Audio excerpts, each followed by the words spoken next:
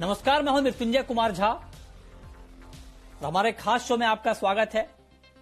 Corona के नाम रहा 2020 खत्म होने जा रहा है। ये तय हो चुका है कि अब भारत को कोरोना की वैक्सीन की खुशखबरी नए साल में ही मिलेगी।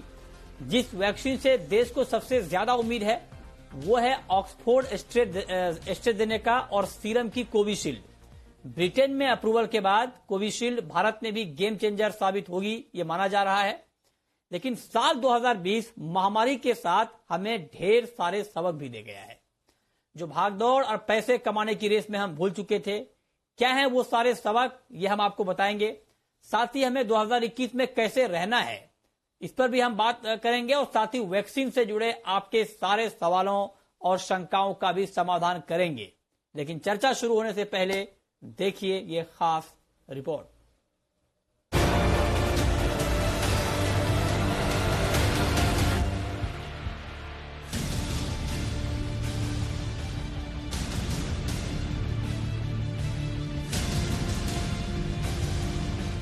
कोरोना वैक्सीन को लेकर भारत में खुशखबरी नए साल में मिलेगी। जिन कंपनियों ने देश में इमरजेंसी अप्रूवल के लिए अर्जी दी है, उनमें ऑक्सफोर्ड एस्ट्राजेनेका और सीरम इंस्टीट्यूट की कोविशील्ड, भारत बायोटेक की कोवैक्सीन और फाइजर बायोनटेक की वैक्सीन शामिल है।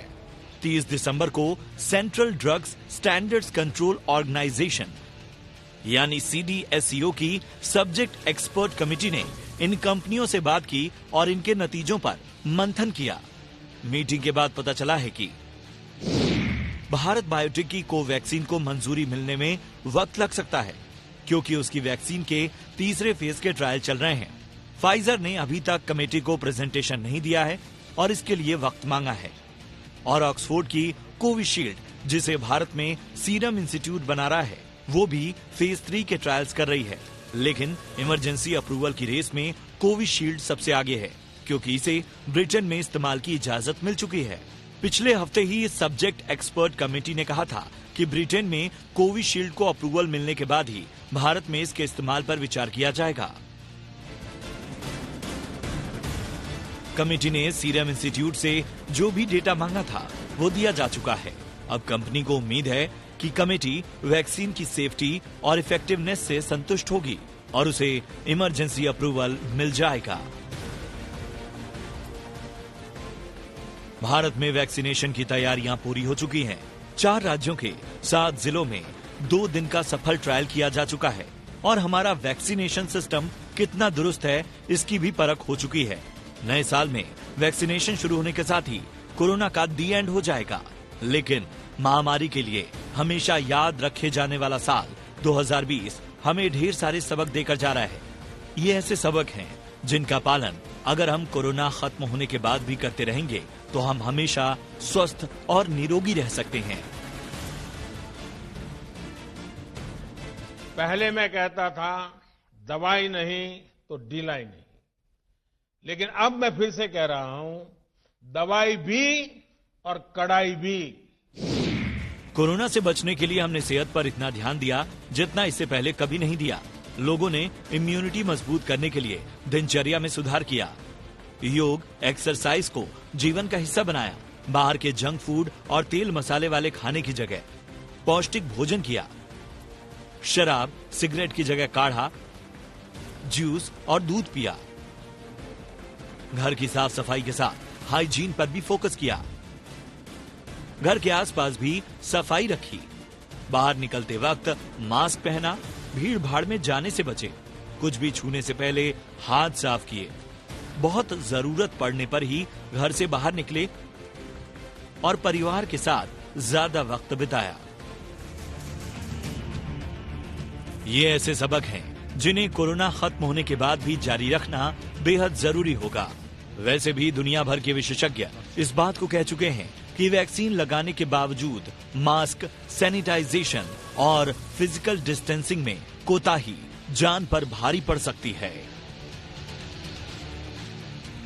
ब्यूरो रिपोर्ट, जी मीडिया।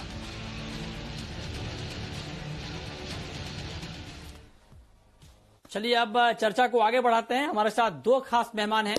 हमारे साथ हैं डॉक्टर रमन गंगा खेडकर, पूर्व head epidemiology and communicable disease ICMR के, और साथ ही डॉक्टर अंशुमान कुमार हैं, कैंसर सर्जन दिल्ली के।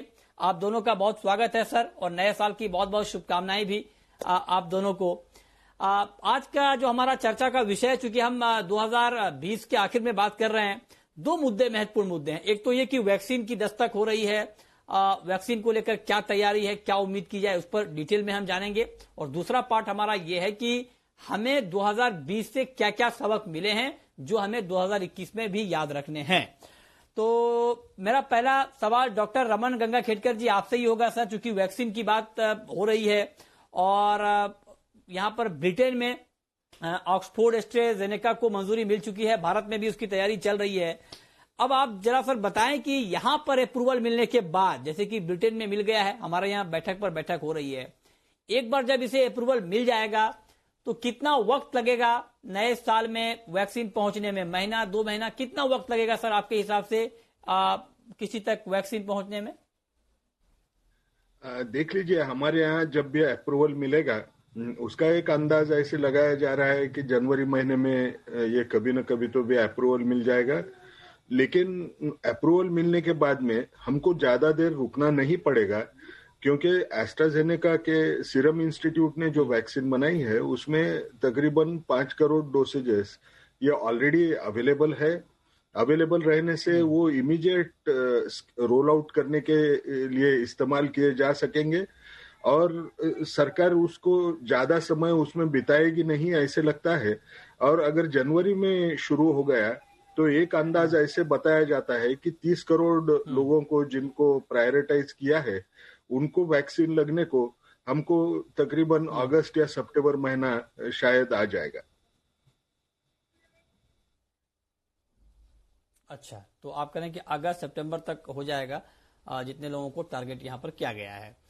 ओके, तो ये तो वैक्सीन की बात हो रही है, वैक्सीन कैसे पहुंचेगी। लेकिन अब अंशुमान जी, मेरा आपसे एक महत्वपूर्ण सवाल होगा, और वो सवाल इसलिए महत्वपूर्ण है क्योंकि बहुत सारे लोगों को ये लगता है कि वैक्सीन आ गई मतलब कोरोना से मुक्ति, वैक्सीन आने के साथ ही कोरोना से मुक्ति। और वैक्सीन की बात तो छोड़िए, बहुत सारे लोग तो अब ये सोच रहे हैं कि 2020 खत्म हुआ कि कोरोना से मुक्ति। लोग बहुत बेसब्री से 2021 का इंतजार कर रहे हैं कि 2021 में इन करते ही ये जो सारी मुसीबतें हैं वो दूर हो जाएंगी, इन सारे झंझटों से मुक्ति मिल जाएगी।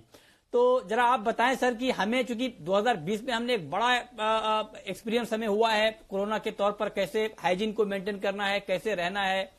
अब आप जरा बताएं कि 2020 से हमें क्या क्या सबक सीखने चाहिए, ना सिर्फ 2021 के लिए बल्कि लंबे समय तक के लिए भी, जो हमारे लिए बहुत जरूरी है सर। जी मृत्युंजय जी, आपने बहुत बहुत अहम मुद्दा टच किया। अब जरा चले जाइए 2019 के दिसंबर महीने में, जब लोग इंतजार कर रहे थे फैंसी नंबर 2020 का, और कहते थे सब कुछ जैसे टेस्ट मैच से वनडे हुआ और उससे 2020 हुआ, सारा काम फास्ट हो जाएगा, सब कुछ ऐसा हो जाएगा, और 2020 का बहुत स्वागत किया जा रहा था। आज हालत दिसंबर 2020 में यह है कि लोग कह रहे हैं कि 2020 का पन्ना ही जीवन से हटा दो। मेरा मानना थोड़ा सा अलग है।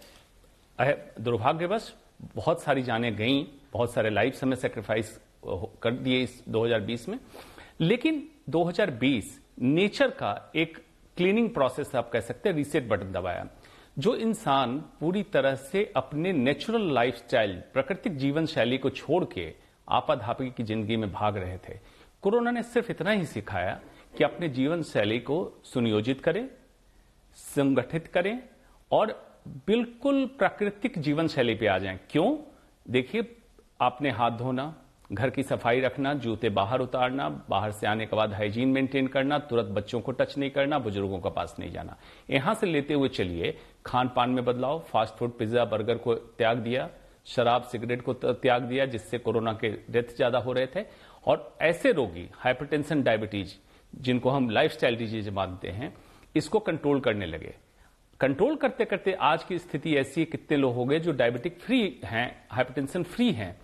तो अब जो लोग सीख रहे हैं इस साल में, आगे के समय यही कीजिए, अपनी जीवन शैली को ऐसा रखिए कि इस तरह की चीजों से आप सफर ना करें। कि कोरोना में अनफॉर्चुनेटली डेथ उन्हीं की हुई जिनमें डायबिटीज, हाइपरटेंशन, कैंसर जैसी बीमारियां थी। तो ये सीख के तौर पे अब 2020 को लीजिए, 2021 का वेलकम ऐसे करें जैसे आप एक स्वस्थ जीवन की शुरुआत 2021 में करें। जरूरी क्यों है? डॉक्टर और अस्पताल सिर्फ आपको डिजीज फ्री कर सकता है, स्वस्थ नहीं कर सकता है। ये गॉड गिफ्ट होता है, प्रकृति प्रदत्त ही है कि आप स्वस्थ रह सकते हैं। तो एक इतना बड़ा गिफ्ट मिला है, क्यों नए साल के गिफ्ट के चक्कर में पड़े रहते हैं? भगवान ने आपको, ईश्वर ने, नेचर ने आपको दिया हुआ है स्वस्थ जीवन, उसको मेंटेन करने के लिए थोड़ा सा काम करना चालू करें। जी मृत्युंजय जी। जी, ये आपने बहुत ही डिटेल में बताया कि हमें 2020 के क्या क्या सबक याद रखने चाहिए लंबे समय तक के लिए। लेकिन अब मैं to the point Raman Gangakhedkar ji आपसे जानना चाहता हूं। सर, आपने वैक्सीन की बात की, प्री वैक्सीन और पोस्ट वैक्सीन, मतलब वैक्सीनेशन से ठीक पहले और वैक्सीनेशन के बाद आपके हिसाब से क्या क्या सावधानियां बरतनी चाहिए जिससे आपके ऊपर कोरोना जैसी महामारी का खतरा ना आए? क्योंकि बहुत सारे लोग ये समझ रहे हैं कि आपने वैक्सीन लगा लिया, मतलब अब आपको कोई डर नहीं है, अब आपको कुछ कोरोना के प्रोटोकॉल फॉलो नहीं करने हैं, अब आपके आसपास कोरोना फटक नहीं पाएगा। हालांकि आज पीएम मोदी ने भी ये बात कही है कि अब नया मंत्र ये है कि दवाई भी और कड़ाई भी। तो आपके हिसाब से वैक्सीन से ठीक पहले और वैक्सीन के बाद क्या क्या प्रोटोकॉल हमें फॉलो करने चाहिए जो हमने 2020 में एक्सपीरियंस किया है? देखिए, जो कॉमन मैन होता है उसको तो ऐसे ही लगेगा वैक्सीन आ गई, उसकी जो एफिकेसी है, यानी कितने लोगों को प्रोटेक्ट कर सकती है, वो 90% से ज्यादा है, यानी ले लिया तो खत्म हो गई बात, उसके बाद में मुझे कुछ करना नहीं पड़ेगा। लेकिन ये सही नहीं है। हमको 2-3 चीजों के ऊपर गौर करना बहुत जरूरी है। सबसे पहली बात एक है कि जब हम बोलते हैं कि 90% या 94% उसकी एफिकेसी है, तो हमको ये समझना है ये टाइट कंट्रोल्ड सेटिंग में थी जो क्लिनिकल ट्रायल के सेटिंग होते हैं। लेकिन हम रियल लाइफ में जब देने जाएंगे तो उसकी वो जो 90% मिली थी वो घट के आएगी, ये हमको समझना बहुत जरूरी है। अब ये क्यों घटती है, घटने के कारण भी अनेक होंगे कि कुछ लोग समझो एक ही डोज लेंगे, दूसरे डोज के लिए 4 हफ्ते के बजाय कोई 8 हफ्ते के बाद में आए, कोई 12 हफ्ते के बाद में आए, ये तकलीफ रहेगी। जो लोगों को वैक्सीन दी गई है उनको ये समझना एक बहुत जरूरी रहेगा कि ये वैक्सीन दी है, लेकिन समझ लीजिए वो 90% भी अगर वो प्रोटेक्टिव थी तो भी मैं वो आखिरी 10% में पहुंचता हूँगा क्या? वो अगर 10% में का मैं आदमी अगर होगा तो मुझे पता नहीं चलेगा। तीसरी बात हमको ये समझना है, कोई नया स्ट्रेन आ गया जो वैक्सीन को असर करता है वैक्सीन के ऊपर, तो वो भी हमको तकलीफ रहेगी। और चौथी सबसे बड़ी बात ना, हम जो भी आज ये कोरोना की वजह से सीखे हैं, वो सीखी वाली चीज उससे कोई हमको बहुत तकलीफ होने वाली नहीं है, लेकिन हम उसका पूरा पालन जिंदगी भर करें तो हमारी जिंदगी बढ़ने का चांस बहुत ज्यादा हो जाएगा। आपको डायरियल डिसीजेस नहीं होंगे, आपको रेस्पिरेटरी इन्फेक्शन होने का चांस कम रहेगा। रेस्पिरेटरी इन्फेक्शन एक ऐसी चीज है जैसे सर्दी, खांसी और जुकाम जो होता है, वो अगर कम होना शुरू हो गया तो हमारा इंडस्ट्रियल प्रोडक्शन बढ़ता है, क्योंकि उसकी वजह से कितने लोग छुट्टी लेके घर बैठते हैं, वो भी कम हो जाएगा। हर चीज अगर आप सोचे, उसने जो सिखाया है कि आपको लाइफस्टाइल में थोड़ा सा फर्क करके लाना है, जैसे पहले डॉक्टर साहब ने आपको बताया, ये फर्क जो सिखाया है इसका पालन कंटिन्यू करना ये हमारे लिए जरूरी बनेगा। अब ये कब तक करना पड़ेगा? आप अगर सिर्फ कोविड के हिसाब से अगर आप सोच रहे हैं कि कोविड कब खत्म हो जाएगा फिर मैं करूंगा, तो हमको एक याद रखना पड़ेगा, जब तक कोविड का इन्फेक्शन ये एलिमिनेशन के स्टेज में नहीं आएगा, कहीं आउटब्रेक्स हो रहे हैं, ऐसा किसी को जब तक आउटब्रेक्स नहीं हो रहे हैं, ऐसा जब तक पता नहीं चलेगा, तब तक हमको ये कोविड एप्रोप्रिएट बिहेवियर छोड़ना नहीं पड़ेगा। एक चीज बहुत अच्छी होगी, वैक्सीन लेने के बाद में जो फर्क पड़ेगा वो हमारे नजरिए में फर्क पड़ेगा। आज हम जब बाहर निकलते हैं तो थोड़ा डर मन के अंदर होता है। कल आप जब वैक्सीन इस्तेमाल ले लेंगे तो आपको वो डर नहीं रहेगा कि क्या मुझे जल्दी लग जाएगी ये बीमारी, लेकिन उसके जो प्रिकॉशंस हैं, वो कोविड के साथ में के जो प्रिकॉशन हमने सीखे हैं वो कंटिन्यू करते रहना है। यस, ये बहुत ही महत्वपूर्ण बात डॉक्टर रमन गंगाखेडकर ने कही है। ये आपके लिए बार बार सुनना चाहिए आपको। हमारे सोशल मीडिया प्लेटफॉर्म पर जाकर आप इसे सुने, ये कितनी महत्वपूर्ण बात है। और बहुत सारे लोगों की भ्रांतियां दूर होंगी इसे सुनकर। बहुत सारे लोग ये सोचते हैं कि आपने वैक्सीन टीका लगवा लिया, अब आपका काम खत्म हो गया, आप कोरोना से आपको मुक्ति मिल गई। ऐसा नहीं है। डॉक्टर साहब ने क्या कहा? डॉक्टर साहब ने कहा कि 90% भी अगर मान लीजिए वैक्सीन इफेक्टिव है, फिर भी आपके अंदर 10% का खतरा तो बना रहेगा। और दुर्भाग्य से अगर आप उस 10% वाली कैटेगरी में आ गए तो आप फिर से उसकी चपेट में आ सकते हैं। इसीलिए आपको अलर्ट रहना है। और हम आपको डरा नहीं रहे हैं, बल्कि आपको अलर्ट कर रहे हैं, सावधान कर रहे हैं। और नए साल में हमें यही सारी चीजों को फॉलो करना है। और 2020 के यही सबक है कि आपको वैक्सीन लगाने के बाद भी कोविड के प्रोटोकॉल को फॉलो करना है। लिहाजा आपको मास्क पहनना है, आपको सोशल डिस्टेंसिंग रखनी है, आपको हाथ धोना है, हाइजीन का पालन करना है। ये सारी चीजें आपको तब तक करनी है जब तक पूरी तरह से कोरोना खत्म नहीं हो जाता है। अब मैं एक सवाल आपसे पूछना चाहता हूं अंशुमान जी कि 2020 में जो कोविड प्रोटोकॉल हैं वो तो अपनी जगह हैं और उन्होंने लोगों को बहुत हद तक बचाया भी, लेकिन एक और चीज जो जिसकी वजह से आज हमारी रिकवरी रेट बहुत ज्यादा है, लोग ठीक हो गए कोरोना के अटैक के बाद भी, और वो है इम्यूनिटी लोगों की अच्छी रही। और उसका असर ये हुआ कि लोगों ने कोरोना को मात दिया बड़े पैमाने पर। अब इम्यूनिटी को मजबूत बनाए रखने के लिए हमें नए साल में और क्या करना चाहिए? ये भी एक बड़ा सबक है 2020 का कि अगर आप अंदर से मजबूत रहेंगे, आपकी इम्यूनिटी अच्छी रहेगी, तो वायरस आपका कुछ नहीं बिगाड़ पाएगा। तो इम्यूनिटी को और मजबूत बनाने के लिए क्या करना चाहिए 2021 में अंशुमान जी? जी देखिए, आपके सेंटेंस में कितनी अच्छी बात आपने कही। इम्यूनिटी को बरकरार रखने के, बनाए रखने के लिए, यही है सच्चाई। अदरवाइज देखिए, व्यापार चालू हो गया है इम्यूनिटी बढ़ाने के लिए, शर्ट से लेके ब्रेड से लेके सारी चीजें बिकने लगी। गलत है, इम्यूनिटी बढ़ा नहीं सकते हैं। नेचुरली हमें गिफ्टेड है बॉडी में immune defence mechanism, specific and non specific. Specific खास करके किसी कोरोना पोलियो वायरस के खिलाफ होता है, नॉन स्पेसिफिक जनरल इम्यूनिटी होती है। जनरल इम्यूनिटी जितनी आपको मिली है उसको बरकरार ही रखना है, बढ़ाने की जरूरत नहीं है। बढ़ाने से साइटोकाइन स्टॉर्म सिंड्रोम या अलग अलग तरह की बीमारियां होती है। क्या करना है आपको? Be as natural as possible, मतलब जितना स्वाभाविक और जितना प्राकृतिक हो सके। मतलब सोने उठने का सही समय, खाने का समुचित खाना और सुपाच्य खाना, सही समय पे खाना, फास्ट फूड की जितनी चीजें होती हैं पिज्जा बर्गर जैसी, इसको अवॉइड करना, मोटापा ना होना, मतलब आपके सीने की चौड़ाई से कमर की चौड़ाई कम रहे, ये ध्यान देना। रेगुलर एक्सरसाइज जिम जाने की जरूरत नहीं है, आप योगासन घर पे करें, घर का काम कर लें, बागीचे में काम कर लें, यही एक्सरसाइज काफी है आपकी। और संयमित रहना, संयमित से मतलब है मानसिक तनाव से भी उतना ही आपको अपने आप को बचाना है, क्योंकि ये भी इम्यून डिफेंस मैकेनिज्म को ढीला करता है, कमजोर करता है। इन छोटे छोटे ध्यान को अगर आप रखेंगे, बड़े रिजोल्यूशन की जरूरत नहीं है। और संकल्प वही लेना चाहिए नए साल में जिससे संकल्प से सिद्धि की तरफ आप पहुंच सकें। तो ऐसा संकल्प कीजिए जिसको आप पूरा कर सकें और आपका इम्यून सिस्टम अच्छा रहेगा। क्योंकि देखिए, कोरोना जाएगा, नया वायरस आएगा, नया स्ट्रेन आएगा, इस तरह से मेडिकल साइंस में आता ही रहा है। सिर्फ दुरुस्त रखना है अपने आप को। ये अंशुमान जी ने बहुत अच्छी बात कही कि आप अपनी इम्यूनिटी को बनाए रखने के लिए क्या नेचुरल तरीके आप अपना सकते हैं। जरूरी नहीं है कि इसके लिए आप भारी भरकम चार्ट बनाएं।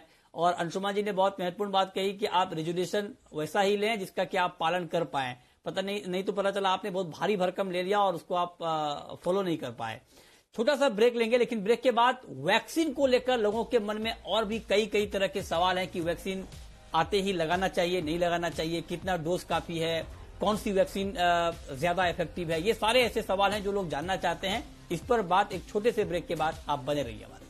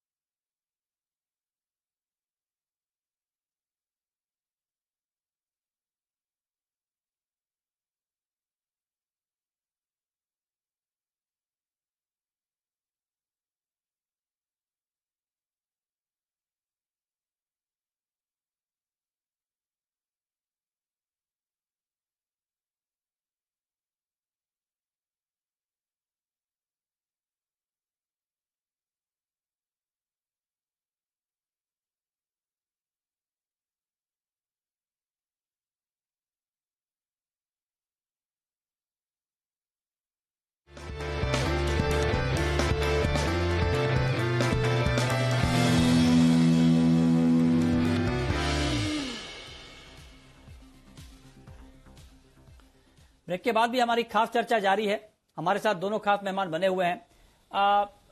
डॉक्टर रमन गंगा खेडकर जी, अब सर मैं आपसे एक चीज पूछना चाहता हूं कि कई सारे लोगों के मन में सवाल हैं वैक्सीन को लेकर कि क्या वैक्सीन के आते ही लगवा लेना चाहिए। मतलब जो लोग उस कैटेगरी में आते हैं जिनको सरकार ने अपने प्रोटोकॉल में ऊपर रखा है, उन लोगों के मन में भी ये सवाल है कि क्या वैक्सीन आते ही लगवा लें या थोड़ा वेट करें, देखें कि वैक्सीन का क्या इम्पैक्ट हो रहा है। दूसरा सवाल ये होता है कि क्या एक डोज काफी है या दो डोज लेना पड़ेगा। तीसरा सवाल ये है कि कौन सी वैक्सीन अच्छी रहेगी, अगर मान लीजिए एक साथ 2-3 वैक्सीन आ जाए तो कौन सी वैक्सीन लगाएं। तो इन तीनों सवालों का जवाब सर आपके पास क्या है? देख लीजिए, मैं एक तो सबसे पहला सवाल जो आपने पूछा है कि क्या मैंने जल्दी वैक्सीन लेनी चाहिए। जितनी जल्दी आप वैक्सीन लेंगे उतना आपको ये बीमारी लगने का डर कम रहेगा। ये प्रायोरिटी ग्रुप में जो पॉपुलेशन है उसमें जिन लोगों को बीमारी लगने के बाद में मौत होने का डर ज्यादा होगा, ऐसे लोगों को स्पेशली इंक्लूड किया गया है। तो हम ये धोखा लेने के बजाय, ये रिस्क लेने के बजाय हमने जल्दी से जल्दी लेने का वो हिसाब शायद अच्छा होगा। लोगों के मन में डर वो साइड इफेक्ट्स का होता है। एक चीज हमको समझना बहुत जरूरी है कि ये सीरियस अगर साइड इफेक्ट उस वैक्सीन के साथ में जुड़े अगर होंगे तो उसका पता तो 2 महीने के फॉलोअप में ही हो जाता है।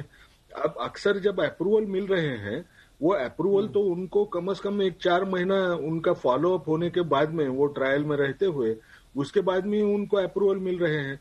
आपने देखा होगा जब आप सुनते हैं 90% लोगों को ये बीमारी से बचा सकती है ऐसी वैक्सीन सुनते हैं, और लाखों लोगों को देने के बाद में कोई तो चक्कर आके गिर गया, किसी को कुछ हुआ, ऐसा सुनते हैं। जब लाख में एक की रिस्क है तो हमको उसके ऊपर गौर करना पड़ेगा कि मैंने क्यों उससे दूर जाना है। दूसरी रही बात, मैं एक ही वैक्सीन का डोज लिया तो क्या होगा। हमको एक समझना है कि एक ही डोज वैक्सीन का अगर लेंगे तो आपको पूरा प्रोटेक्शन नहीं मिलेगा। आपको जितना भी पार्शियल प्रोटेक्शन मिलेगा उसका ज्यादा लंबे समय तक उसका प्रोटेक्शन बरकरार नहीं रहेगा। जब तक आप दूसरा डोज नहीं लेते तब तक वो शरीर को, ये कैसे है, एक बार शरीर को जागरूक किया प्रतिकार शक्ति को, और उसके बाद में उसको और एक बार जागरूक करना, दूसरी बार उसकी प्रतिकार शक्ति को बूस्ट करना, ये काम ये 2 डोज करते हैं। इसलिए लेते वक्त हमने दोनों डोज लेना ये भी बहुत जरूरी है। रहा तीसरा सवाल, 3-4 वैक्सीन आए हैं, उसमें से मैं कौन सी वैक्सीन लूं। एक चीज आप समझ लीजिए कि इन वैक्सीन में हमने एक चीज सीखी है कि जितने भी रिजल्ट्स आए हैं, कोई भी वैक्सीन में बहुत ज्यादा फर्क है ऐसा अपने को दिखाई नहीं देता। कोई बोलता है 90% प्रोटेक्शन है, कोई बोलता है 94% है, 92% है। तो आप जो भी वैक्सीन लेंगे तो उसमें से तो कोई ज्यादा फर्क होना नहीं है। वो आखिरी में जो भी होगा वो एक सरी का ही प्रोपोर्शन आपको दिखेगा। ये 19-20 के फर्क की तरफ हमने देखना ये जरूरी नहीं है। सिर्फ जैसे सरकार चेतावनी बार बार दे रही है, आपने सुना होगा इंग्लैंड में भी चेतावनी दी है, जिन लोगों को अगर कोई एलर्जी की प्रोफाइल हो तो उन्होंने संभल के लेना, ये बहुत जरूरी है। और मेरे हिसाब से संभलना यानी इतना डर जरूरी नहीं है। आप कहीं अच्छे हॉस्पिटल में जाके अगर लेते हैं जहां अगर आपको जरूरी पड़े कि कोई रिससिटेट करने की या कोई दवा देने की, तो आपको कोई तकलीफ नहीं है उसमें। ओके, ये तीनों सवालों के बहुत ही सही जवाब आपने सर दिए हैं, बहुत महत्वपूर्ण है लोगों के लिए जानना। आखिरी सवाल अंशुमान जी मेरा आपसे कि नए साल के दस्तक के साथ ही, वैक्सीन के दस्तक के साथ ही कोरोना के नए स्ट्रेन का भी दस्तक हो रहा है, तो कोरोना के इस नए अवतार से बचने के लिए हमें 2020 से क्या कुछ और सीखना चाहिए, और क्या इस नए अवतार से बचने के लिए कुछ नए तरीके भी अपनाने चाहिए क्या? देखिए, जो यूके स्ट्रेन की बात हो रही है, नए अवतार की बात हो रही है, वायरस की प्रवृत्ति है म्यूटेट करने की, मतलब अपना संरचना बदलता रहता है। वायरस में ये होता ही है। कई 100 म्यूटेशन हो चुके हैं अभी तक। ये जो म्यूटेशन हुआ है यूनाइटेड किंगडम में, इसका नाम दिया है virus under investigation VUI 2020-12Y1, मतलब दिसंबर में हुआ है। इसमें सिंपली ये हुआ, स्पाइक प्रोटीन का ओवर एक्सप्रेशन हो गया, मतलब संक्रामक क्षमता इसकी बढ़ गई है, मारक क्षमता नहीं बढ़ी है, मतलब ज्यादा लोग संक्रमित हो सकते हैं। प्रोटेक्शन के वही तीनों एडवाइजरी प्रोटोकॉल जो कोविड प्रोटोकॉल है, हैंड वॉशिंग, मास्क, डिस्टेंसिंग, इसी का पालन करना है। खास करके न्यू ईयर आ रहा है, न्यू ईयर में पार्टी में और इसमें बहुत अति उत्साहित हो कि ये ना समझ लें कि अब कुछ नहीं होगा, थोड़ा धीरज रख लें। स्ट्रेन फिर से ये नॉर्मल हो जाएगा, नॉर्मल जिंदगी जिएंगे।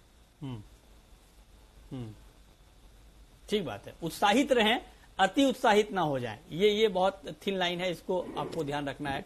बहुत शुक्रिया अंशुमान जी आपका और रमन गंगाखेडकर जी आपका हमारे साथ इस खास चर्चा में जुड़ने के लिए और बताने के लिए कि 2020 से हमें क्या क्या सीखना चाहिए और वैक्सीन को लेकर जो लोगों के मन में आशंकाएं हैं उस पर आपने बहुत अच्छा जवाब दिया रमन गंगाखेडकर जी, इसके लिए आपका बहुत बहुत शुक्रिया। छोटा सा ब्रेक के बाद भी खबरें लगातार जारी हैं। नमस्कार।